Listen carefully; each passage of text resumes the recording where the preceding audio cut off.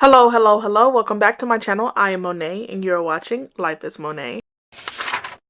Today we're going to be talking about some TBR hopefuls for the month of July. I hit a bit of a reading slump in the summer of every year, and I feel that oncoming this year, and so I've decided to take a break from my TBR prompt jar and just really rigid structures of TBR reading, period. Because based off the month of June, where I had all of these books on my TBR, I only got a chance to read like maybe half of them just because I felt the slump coming and I couldn't be bothered to pick up any book that just I had no interest. I'm not gonna say no interest, but like if it wasn't really a mood read, I was not interested in picking it up. And so I want to alleviate myself of that pressure for this month. Maybe this month and next month. I won't bring actual TBR back until maybe September of this year, just because I hit full swing reading in the fall and the winter. I do some of my best reading in the fall and the winter of every year. But for some reason, spring and summer are just the slowest reading months for me, and I don't want to overexert myself and then hit a real reading slump where I'm not reading or uploading anything. So this month we're going to take it light. I do have one obligatory read that I know for sure that I'll be reading, but I'm actually very excited about that. And then the other books I'm going to mention here are just if and when I make my way around to them in the month of July, then those will be the books that I read, or I might pick up something totally different. But these are just like, you know, potentials, TBR potentials for the month of July. The first book that I know for sure I will be reading in July is The Grace of Kings by Ken Liu. This is my Patreon pick for the month of July, and I'm very excited about this. I know that we have we're set in this world that is post a big war where this leader or emperor has seized power, and now this world is on the brink of collapsing and fracturing once again, and he is actually being challenged for his authority. I know that we're following different characters. I don't know what they have to do with the upcoming revolution, but I'm very excited to find out. I do feel like just because my job gave me a different schedule for this month that really eats into my day, I won't be able to do like a lot of reading in like book format. This month I'm expecting to really lean on ebooks and audiobooks because those are just easier to read when I'm like laying down in my bed or moving around my house. I don't foresee myself having a lot of like sit down like in my chair with the light on like type of time to read. So I'm going to try to get this in the ebook format, or I'm going to try to grab the audiobooks because I don't think that I'll be able to read a physical book very often this month. The next book that I may or may not pick up is actually going to be a surprise to some of you guys, but you know, here we are. I have Trust of the Emerald Sea. It is no secret here that I am not a Sanderson stan. I have read what did I read by him? I read the YA story. Can't think of the name of it right now. I also read the high story that Mistborn. I read Mistborn, and I have also read The Way of Kings. So I have read 3 Sanderson stories so far, none of which have gotten higher than 3 stars from me.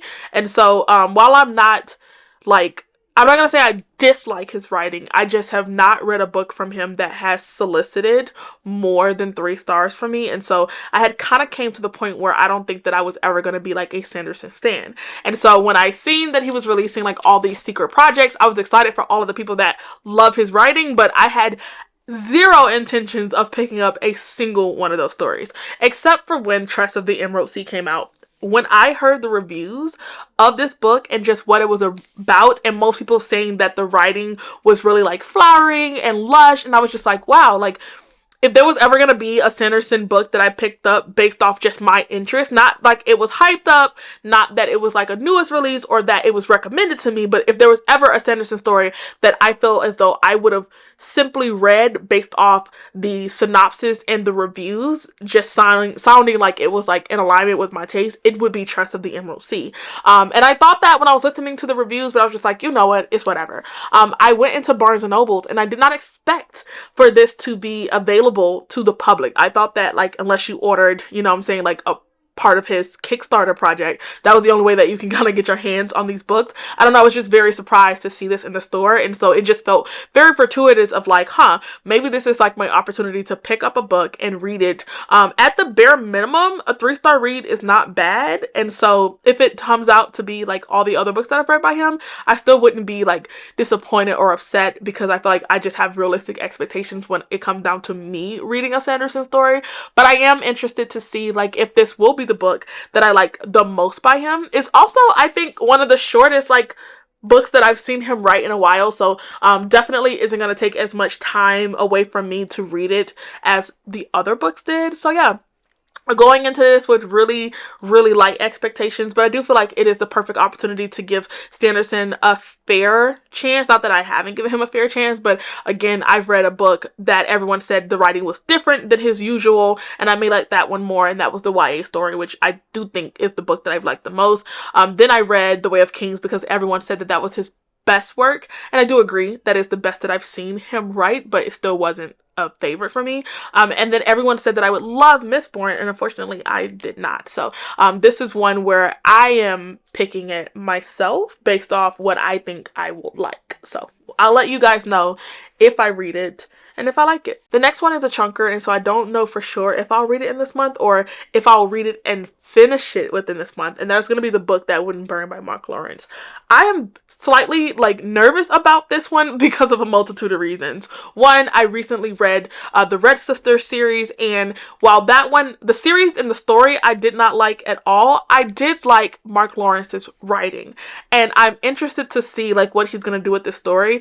And so I was hoping to get like early reviews of this book before I picked it up to let me know if it was something that I should give a chance. But one, the reviews for this book was coming in really slow, and I got impatient, so I was like, okay, let me just go ahead and like buy my copy and try to pick it up and read it. I recently went on YouTube and on Goodreads and tried to like get a feel for the synopsis, because it is very brief. You only get the description that you're going to be following a young boy that lives in a library and a young girl that is very challenging as a character, and somehow this large vast library is going to connect the both of them, and you don't know really what that means. And so I was trying to watch videos or read reviews where people talked about the synopsis in more details, and I couldn't find any.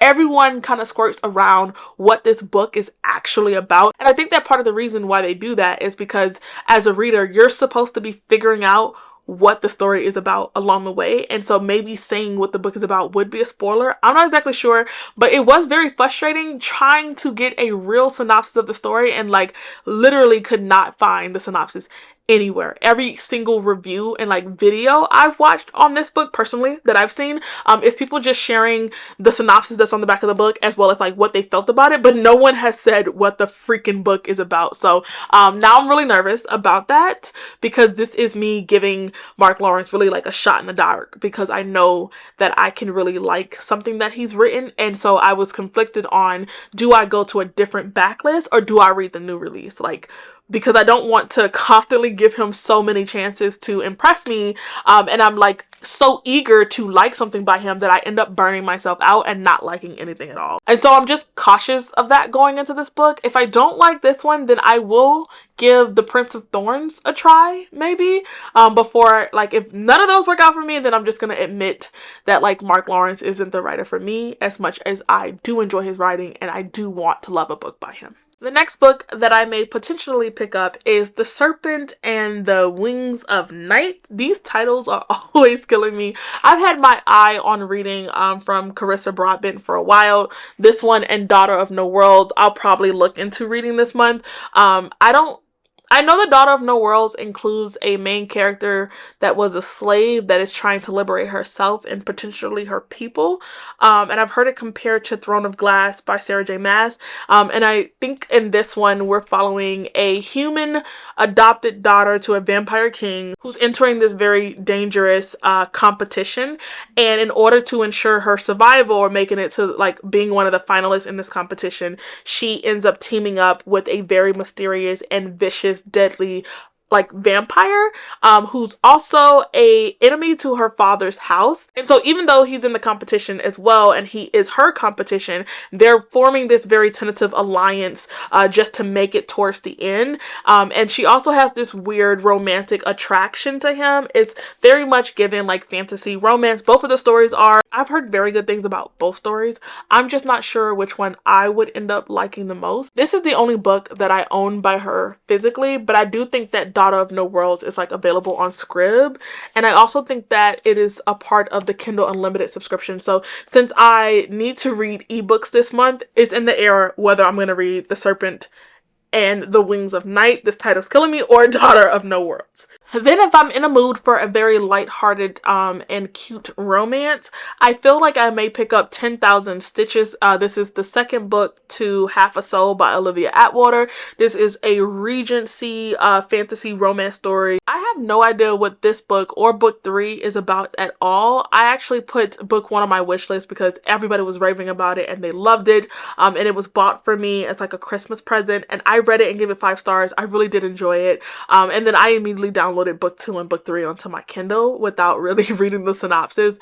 But somehow I just have faith that I'm going to like this book. Like I have faith that Olivia Atwater is going to continue to give me all the things that I got in Half a Soul. And maybe I'll end up liking one of these books better than Half a Soul. Who knows? And then my last TBR potential for the month of July is an anticipated release that I'm excited about, and that's going to be the Splinter in the Sky. This is said to be for fans of Okorafor and N.K. Jemisin, which automatically enticed me. Is a space opera about a teenage tea expert that is taken hostage and recruited to be a spy for the government, which puts her in a position that she may be able to win back her nation's independence from this empire that has conquered it. All of that sounds so interesting. I am a huge fan of N.K. Jemisin, and while space operas are not usually my jam, this one just sounds too good to pass up. And so if I'm in the mood to pick up a new release, it will most likely be The Splinter in the Sky. And that pretty much sums up the books that I may or may not pick up in the month of July. Again, I'm keeping it pretty light here. A lot of these books I have like no high expectations or pressure on. I'm not looking to be deeply impressed. Like I just wanted to alleviate any and all expectations on behalf of me and the story and the writer, the author, period. So if you guys are interested in my thoughts on The Grace of Kings, my link to my Patreon is in the description box below. You guys can go over there, subscribe. I think we have a decent time over there. So yeah, thank you guys for making it to the end of my video, and I will see you in the next one.